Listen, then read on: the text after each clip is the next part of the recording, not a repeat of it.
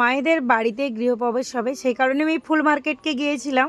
আর একই রাস্তাতে আজকে সবজি মার্কেটের দিনও পড়ে গেছে, তো সেক্ষেত্রে আমাকে সবজিও কালেক্ট করতে দিয়েছে। একদম সকাল সকাল চলে এসেছিলাম এই সবজি মার্কেটে, তাই দেখতে পাচ্ছ একদম গোছানো সবজি মার্কেটটা দেখতে খুব সুন্দর লাগছে। এখান থেকে আমি কুমড়ো নিয়েছি, বাঁধাকপি নিয়েছি, ফুলকপি নিয়েছি, আরো অনেক সবজি আমি কালেক্ট করেছি। সব থেকে রেট বেশি ছিল এই মটরশুঁটি, কিন্তু কিছু করার ছিল না, বেশি হলেও আমাকে এই মটরশুঁটি নিতে হবে।